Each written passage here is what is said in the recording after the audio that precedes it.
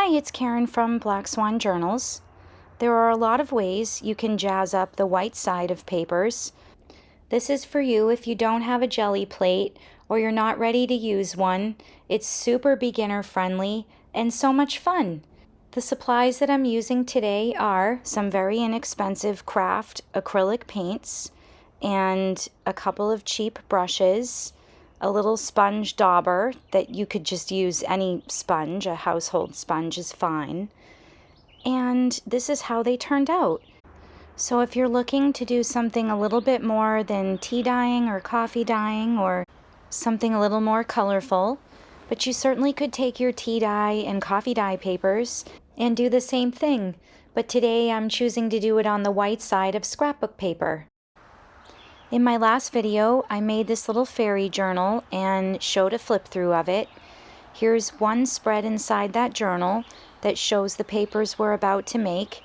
I just wanted to give you a little example of what the papers can look like inside of your journal.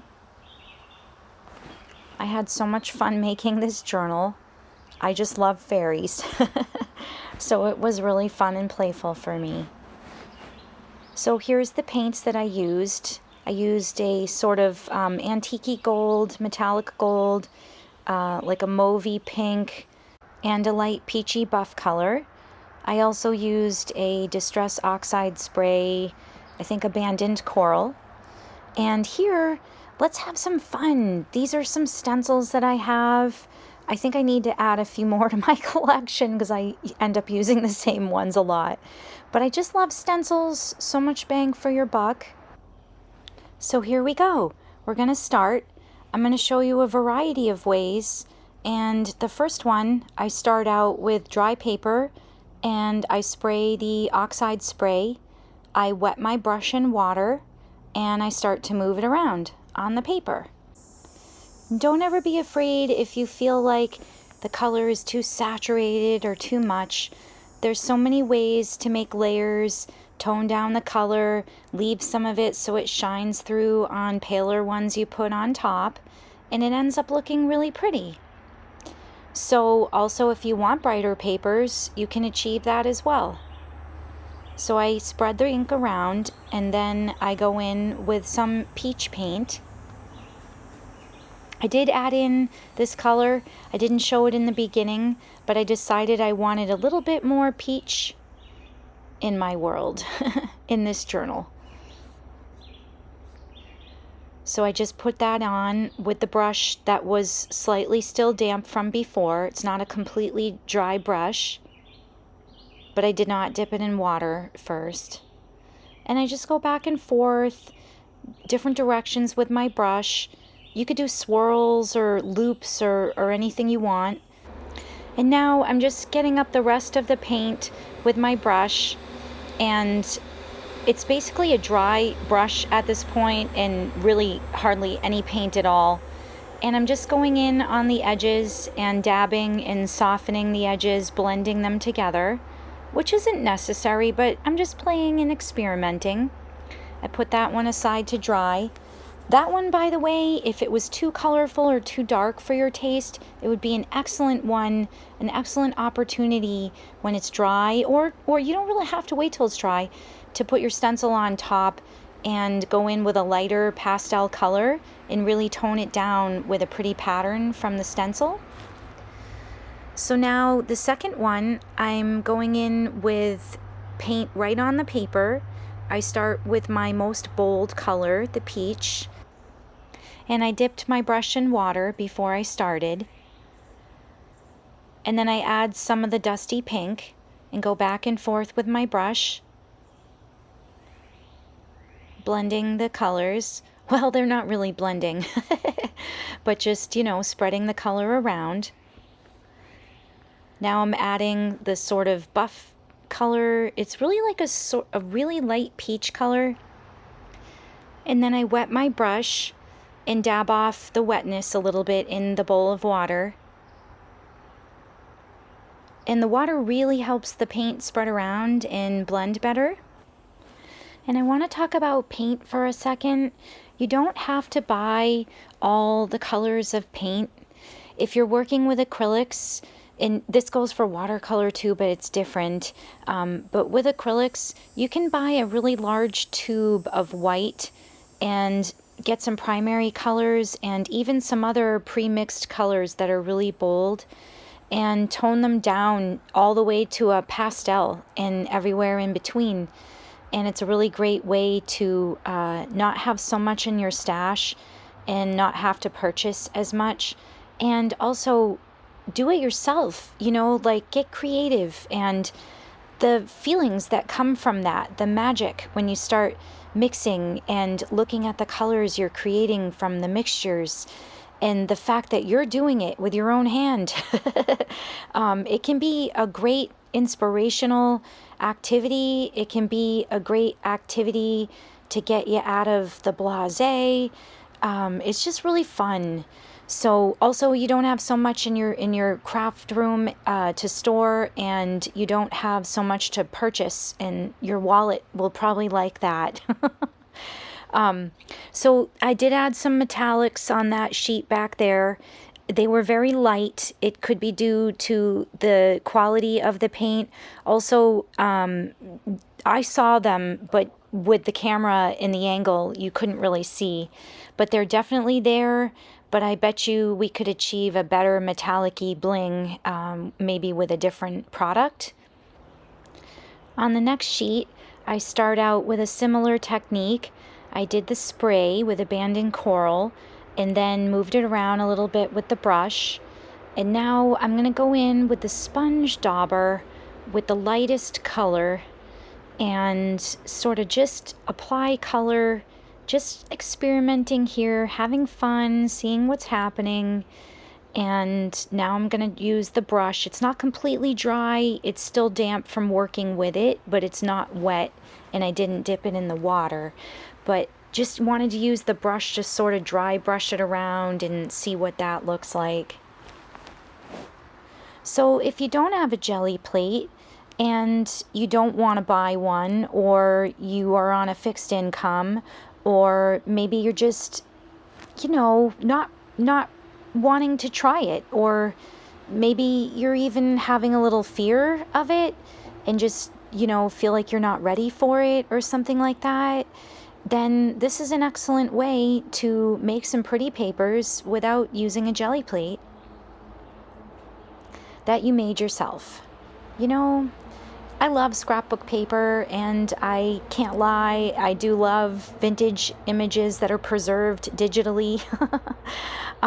They are so lovely, but you know, it's so awesome to make something yourself, and the feeling, the satisfaction, the joy that it all brings. And this is a distress spray, actually, that I had on my desk and decided to see what that would do differently than the distress oxide spray that I used earlier, the abandoned coral. This one is bronze metallic, and it fades like right away.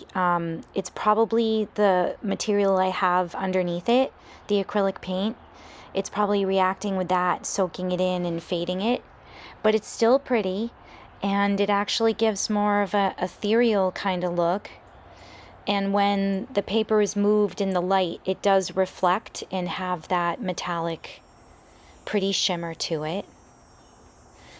So I'm just kind of blending around with the dauber. I like to pick up paint that might be on my mat and get it onto my paper. So I'm going to go in with a second layer of the same metallic spray. I just want to see if I can get it to be a little darker, more intense. And that one looks so pretty. Now I'm on to one of the papers we already did and using the stencil. And I'm using that lightest buffy peach color of the acrylic paint. And just going through the stencil with the paintbrush. I'm trying out different tools with this method. I'm trying the paintbrush. I tried the sponge dauber. I think I like the sponge dauber better. And why I say that is I feel like it deposited a little more paint because I didn't want to get too much paint on the bristles of the brush. I was afraid it would go under the stencil. So I was using like a drier brush, if you will. But perhaps I could have gooped it up more with some paint. But I'm pretty sure it would have went underneath more than I would have liked it to. Yeah. So I'm going to do a bunch of different techniques here and see what happens.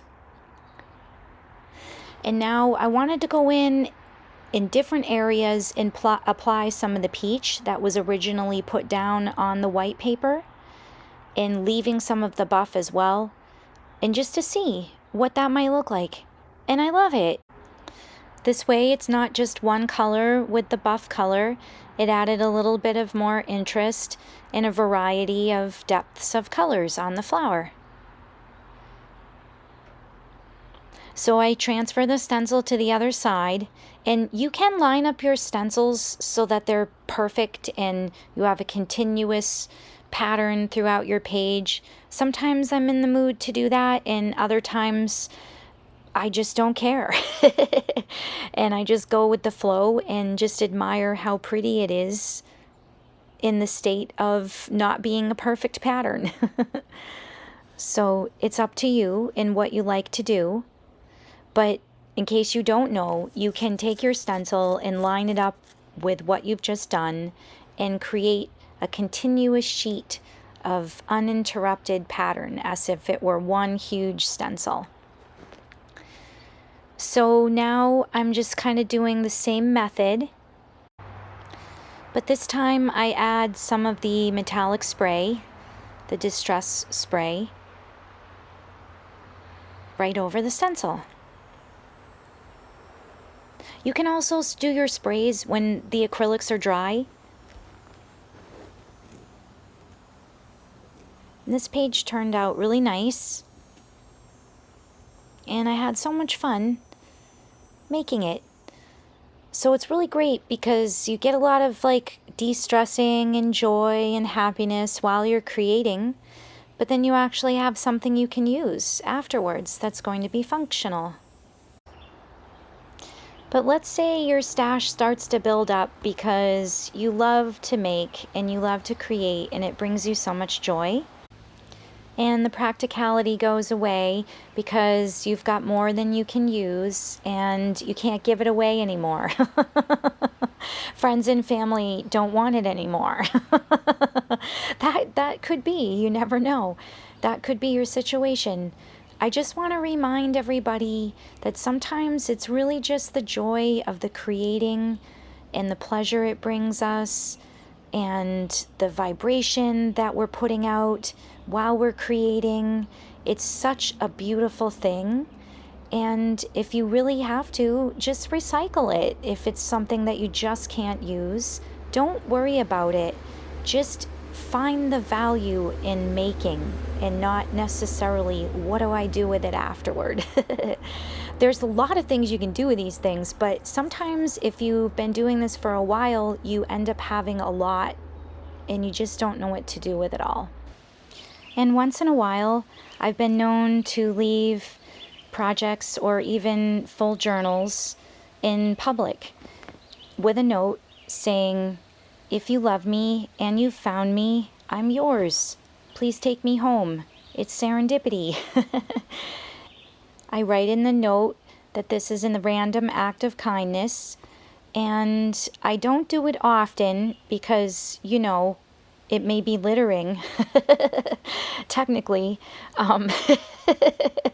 But what a beautiful way to litter. No, just kidding.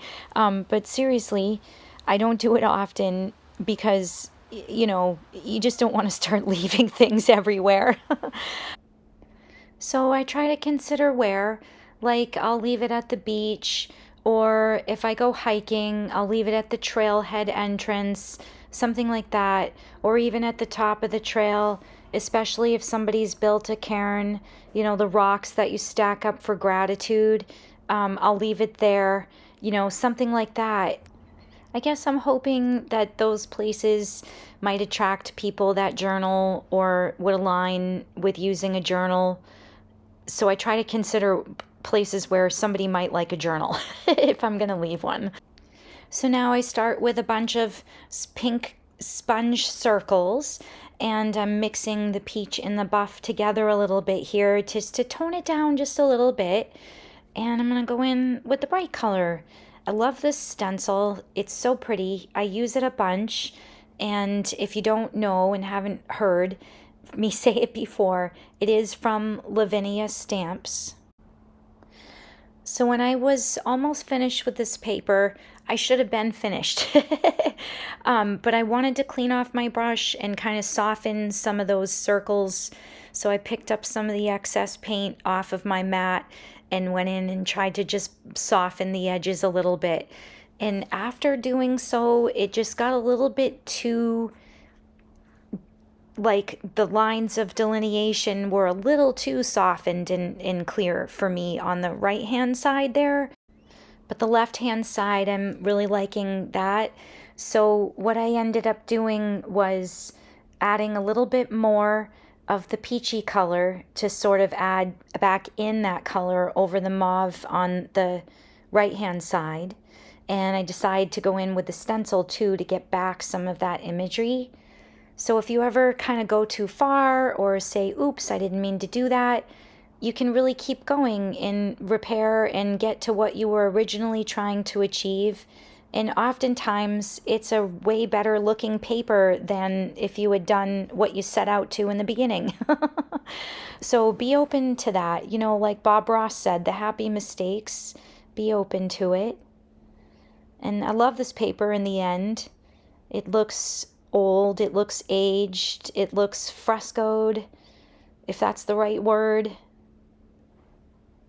Is that a painting technique in Italy? Am I being really stupid here? I'm pulling that out from deep archives in my brain, and it could be wrong. But you know those walls that are like fresco painted, is that the right word?